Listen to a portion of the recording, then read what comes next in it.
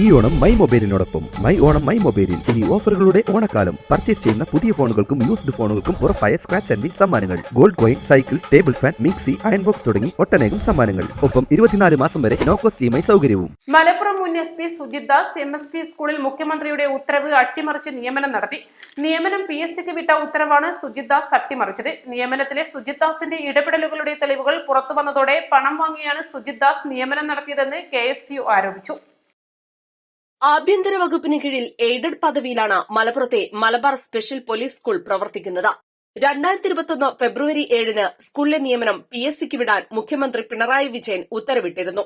ഇത് ലംഘിച്ച സ്കൂളിന്റെ മാനേജർ കൂടിയായിരുന്ന കമാൻഡന്റ് സുജിത് ദാസ് 2021 നവംബർ 18-ന് ഉത്തരവിറക്കി. വിവിധ അധ്യാപക തസ്തികകളിലേക്ക് എഴുത്തു പരീക്ഷ നടത്താനായിരുന്നു ഉത്തരവ്.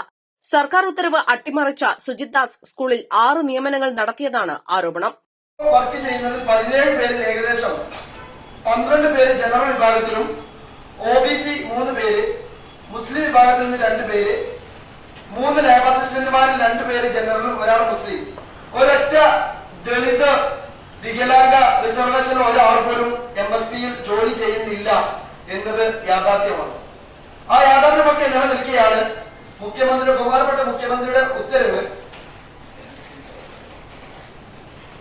File number 2020 K372 file number പ്രകാരം മേൽ സാഹചര്യത്തിൽ സംസ്ഥാന ആഭ്യന്തര വകുപ്പിന് കീഴിൽ എയ്ഡഡ് സ്റ്റാറ്റസോടുകൂടി പ്രവർത്തിച്ചു വരുന്ന മലപ്പുറം MSP ഹയർ സെക്കൻഡറി സ്കൂളിലെ അധ്യാപക അനധ്യാപക ജീവനക്കാരെ നിയമിക്കുന്നതിനുള്ള അനുമതി PSCക്ക് നൽകാവുന്നതാണ് എന്ന മുഖ്യമന്ത്രിയുടെ മറുപടി നോട്ട് നമ്പർ 27 PSCക്ക് വിടാൻ നടപടി സ്വീകരിക്കുന്നുവെന്ന് ആഭ്യന്തര വകുപ്പിന്റെ കൂടി ചുമതല വഹിക്കുന്ന മുഖ്യമന്ത്രി നോട്ട് എഴുതിവിട്ട റിപ്പോർട്ട് പൂഴ്ത്തിവെച്ചാണ് ഈ സുജിത് ദാസ് എന്ന് പറയുന്ന MSP കമാൻഡന്റായി താൽക്കാലിക ചാർജ് വഹിച്ചു വരുന്ന കാലഘട്ടത്തിൽ MSP വിൽപ്പനയ്ക്ക് എന്ന് ബോർഡ് തൂക്കാതെയുള്ള വിൽപ്പനയ്ക്ക് ഈ സുജിത് ദാസ് തയ്യാറായത്.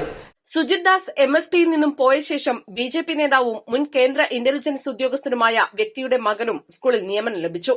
ഇതിനായി ലക്ഷങ്ങൾ വാങ്ങിയതായും ആരോപണമുണ്ട്. MSP സ്കൂളിൽ ഇതുവരെ PSC നിയമനം നടന്നിട്ടില്ല. നിരവധി ഒഴിവുകളുണ്ടെങ്കിലും റിപ്പോർട്ട് ചെയ്യുന്നില്ലെന്നും പരാതിയുണ്ട്. East live, Malappuram.